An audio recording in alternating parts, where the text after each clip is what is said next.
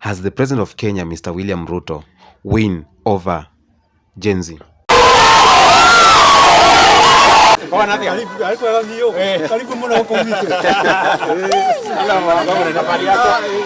are you? These are your children. Hello, how are you? Shosh. Hello, what's popping? I am the Kenyan Beast, of course. Welcome to my YouTube channel. In today's, we are talking about Mr. President William Ruto. We are talking about Genz of Kenya. We are talking about Kenya at large. We are talking about Africa. A lot of things have happened in Kenya and in Africa, in Nigeria, in Ghana. But to be specific, I'm talking about the youths of Kenya. Now, I have my brother here, Levimed, and today we are discussing on reacting about President William Ruto has won. Okay. There's a statement, there's a title that we say that the Genz has win over President Ruto. But now we are being questioning, has President Ruto won? Has the Genz energy neutralized? What is happening? Because we are seeing the energy of the Genz, of the youths going down and down and down. And personally, I'm not happy. Because the youths feel that their issues have not been heard. But still, the politicians are trying to neutralize their way of speaking. Now, let's go by this. We had protest. Yes. Now it's 2 months. And do you think like the Genz succeeded, or the youths or the people of Kenya succeeded to have what they were talking about? Somehow. Yeah, somehow. You know, a point comes when as they say, too much of everything is poisonous. Mm-hmm. Okay. Mm-hmm. And so, as Genz are protesting, the government also is trying to actually look for ways to counterpart the demonstrations. Mm-hmm. Because now the government is being pressed so much, Mm-hmm. and it's being pushed to the wall, in that it leaves them with no room other than to fight. Okay. Mm-hmm. And so the Genz may have won because some of the things they needed and they proposed for, the government did. Like what? But again, like maybe let's say, because it started by the finance bill. Mm-hmm. The finance bill went down. Mm-hmm. Although the government might have maybe tried to trick the youths, Mm-hmm. because the government is government, and whatever the government wants, it does. Mm-hmm. Okay. Mm-hmm. And so I would say Genz are running out of tactics. Mm-hmm. The more they are doing demonstrations, the more they are holding demonstrations, the more the government is reading them. The more they are using the same tactics, the more the government is using them. People expected 99 is gonna be the we're gonna be lit. Yeah, it's gonna be fire, dope smoke, demonstration. That tear gas. it was supposed to be the giant. They even called it the giant of demonstrations, the mother of all demonstrations. Mm-hmm. Okay, but they started planning for it. I think when the month started, Mm-hmm. it has been like a week, and the government has been preparing for these demonstrations. Okay, and so the government was ready to actually face people. Mm-hmm. And face the demonstrators. So when they were coming out, the government had already read their minds, and the government had already know these people. If this is the same tactic they have been using all the times, then we are ready to counterattack them. Okay, and that is what happened. It was so hard. It was difficult, but it would have if the demonstration would have actually stopped from only the finance bill. Because Mr. President went again, and what he did, he dissolved the cabinet. Mm-hmm. And he brought back them. And people were like, okay, now he's trying to make good steps. Mm-hmm. But now people expected, when he has dissolved the government, he's gonna make new changes. Okay. Mm-hmm. They even gave him options. They told him, now if you want to choose a new government, you need now to have to go and find people who are qualified to this work, and bring them there. But you'll find out that president still went and brought the same cabinet. Okay, and even mixed with the opposition. The opposition. The same cut. And is something that has really killed these people. Because many people, you don't tell me that these demonstrators, anybody who is demonstrating against the government is an opposition, is opposing the government. So you don't need to tell me that the former Prime Minister Raila Odinga is the opposition leader. Okay, anybody who is demonstrating against the government is an opposition. Is opposing the government. Okay, you're opposing maybe the decisions of the government. You're an opposition. Okay, now the opposition has been taken into the government. You're getting the point? And some people are begun to be paid. Okay, and other people were paid to come and also disrupt the demonstrations, so that at the end of the day they would say, now these demonstrations are no longer demonstrations, they are demolitions. Okay, and that is what happened. And that is why it has been difficult right now for people to demonstrate peacefully, okay, to a point that you will say now the government has won, or maybe now the Gen Zs, they have forgotten their agenda. They are now after demolishing people's properties. Do you think, because it's being said, Gen Z, the problem that the youths did is being leaderless. Do you think being leaderless has affected largely this the strength of youths? It's not about that. It was very strong when it started. Okay? But what I'm saying is, the government is used to these things. We are leaderless. It is used to it. So now that you are leaderless, we are going to do what we're going to do to put you down. Okay? And being leaderless is not a problem. The problem comes when there is someone who is speaking on your behalf. The first day, as you can remember, the first day of the demonstrations, it was so powerful because nobody knew who planned, where it started, how it started. But after some time, politicians began now chest thumping, like, okay, they began now, they like pushing the Gen Zs, continue. So it was like the opposition is actually, the leaders, the politicians from opposition are actually doing these things. They are the one who actually pushing you to do what? Are you getting the point? And now, the moment the opposition politicians are now into the government, it's going to be very difficult. Now, there are some people saying that since Raila Amolo Odinga joined the government, that the opposition or the no more protests, that they have achieved everything. They were saying like this: now Raila Amolo Odinga has joined the government. We have no more protest. We are as clean. William Ruto is as clean. He has never done anything bad because Baba has now entered the government. Now we are in government. We don't want to see any more protests. Those are the people who are crying that we are having problems. We don't have jobs. We don't have this. We don't have this. And now because one single man, Raila Amolo Odinga, has joined the government and has joined with 3 or 4 of the ministers. Now, these same people, the people of Kenya, are saying now the problems is over. When you hear that, what do you think as a Pan-African? The problem with Kenyans is one. We believe so much in politicians. That's the problem we have. The people who are like saying we are the diehards of Raila Odinga. So whatever Raila Odinga says is what we do. Okay? And Raila Odinga has actually occupied many parts of the country. Okay? The people who are behind that man are around 70% out of 100% of the people in this country. So anybody with whom Baba is behind is likely to do anything. So whatever Baba says, people say yes. In this country, this Kenya is a country where Baba can never be fought. You can't fight Baba. No politician can fight Baba, because people believe when you fight Baba, you're shaking the country. Okay? This Kenya is a country where everybody thinks whatever Baba says is right, and whatever the decision Baba makes is right. Okay? They have seen Baba joining governments. Okay?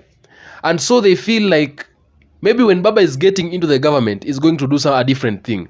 Maybe he's going to make at least Kenya run. That is what people think. People who are the supporters are his supporters. Because there is no way they can oppose him. If you're waiting for someone to come and oppose Raila Odinga right now in this country, you will wait. because nobody is rising up to oppose Raila Odinga.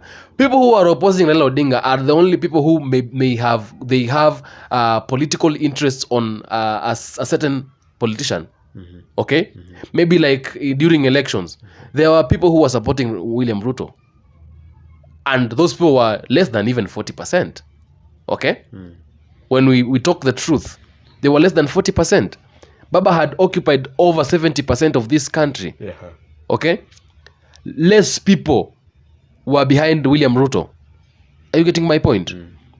And you find out that whenever this man speaks, the country listens. Okay? And that is why it has been very easy for President William Ruto to take Baba into the government. Because he knew by taking Baba into the government, the Gen Z may stop demonstrating. Or maybe they may calm down their demonstrations. Because he knows Raila Odinga is listened by every single Kenyan. And I would say that is a tactic that he has used. Even if we say we are not after politicians, we are not behind politicians, we are just saying, because at the end of the day, we have to say something. Okay? But everybody knows where Baba is. That is where there is life. Because if you can remember, when the demonstrations were starting, some people were like calling Baba. They were like, Baba, say something. Say something. Just say a word. Okay? So they were like waiting for him to say a word. But some said, no, you just keep quiet. We don't want to, you see? But still, there are people who recognized him. And even some were like saying, Baba, you have taught us how to do this thing. You have taught us how to go on the road. You have taught us the skills. You have fought for us for a very long time. Now it's your time to rest. Let us do this work.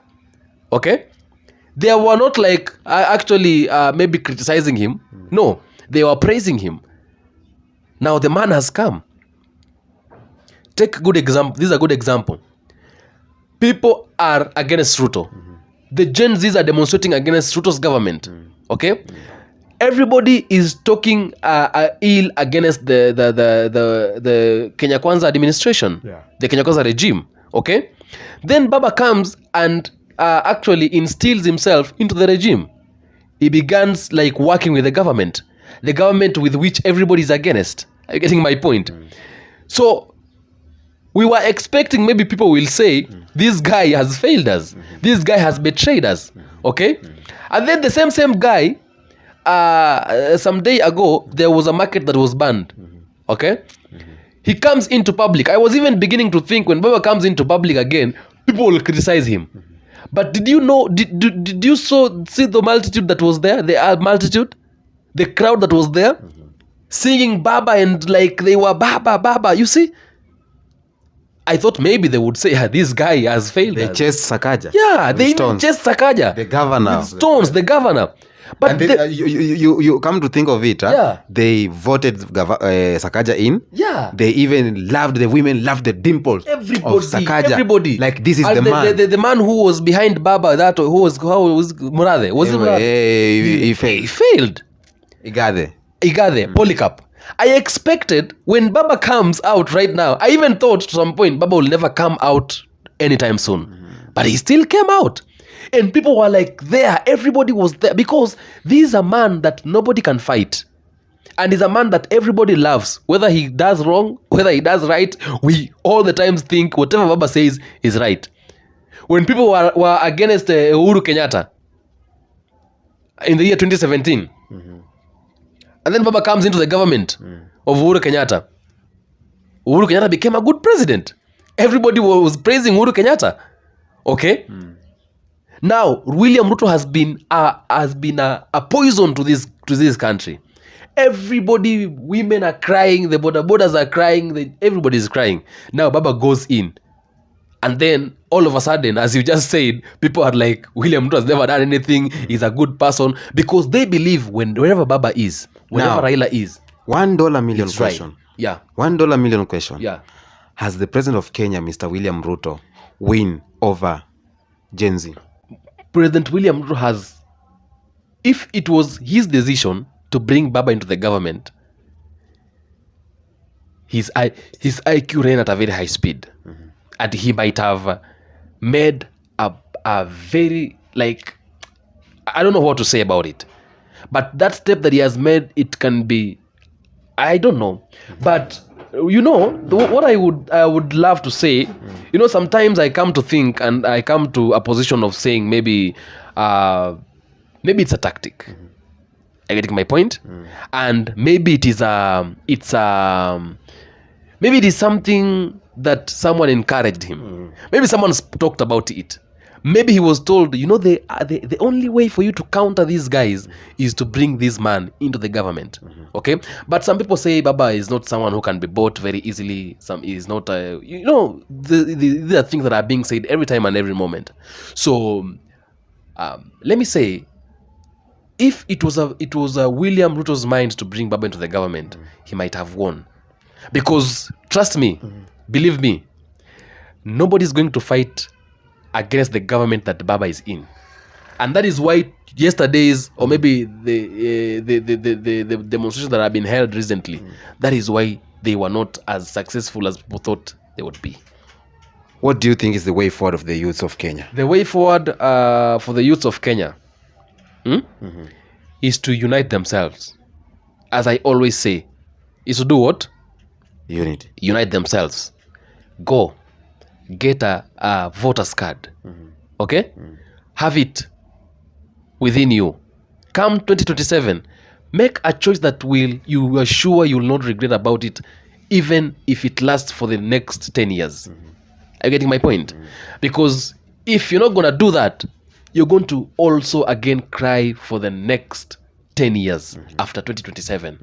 Because even if we have to hold demonstrations, unless we come with a new tactic, unless we stop trusting politicians, unless we stop following politicians, unless we stop listening to what politicians are telling us, we may make it. But if you don't do that, we're going to fail again. And the only weapon that we shall remain with is a voter's card. Okay. Yeah. Now, as I always say, tell the youth of Africa, if you want to succeed, you have to succeed over any politician. We have to be tribeless. We have to have unity. Don't keep politicians in your mind, because politicians play a lot of politics. We know a lot of black politicians. There's a guy told me don't use black politician, but black politics is a very evil politics where you divide and conquer, you kill, you divide people, you oppress people so that you come and help them a little so that they can see you are the omega. Exactly. Now, let's do this. For you as the youth of Africa and the youth of Kenya, the way forward for us to do, or the way forward for you to do, is not to buy what the politician has brought. Not to buy. Because when you buy it, that means they have neutralized you. But if you feel like he has done something good for you, that's good, that's okay. Yes. But if he's just doing the promises here and there, don't buy that. Yes. And a lot of people have said that now William Ruto has won over Gen Zs, over the youth. But for me, I know the Gen Z or the youth of Kenya won this battle. Won this battle until some few people, some few politicians, and some few youths who just live for today came in. They were started giving handouts and everything, and they were bought. Selling your soul to the devil. It's like selling your soul to the devil. What is the way forward of Africa? What's the way forward of Kenya? Has Mr. President William Ruto won or win over the youths of Kenya, or win over the protests? Tell me in the comment section what do you think. I am the Kenyan Beast alongside Levy-Made TV. Don't forget to subscribe on his YouTube channel. Until next episode, peace be with you.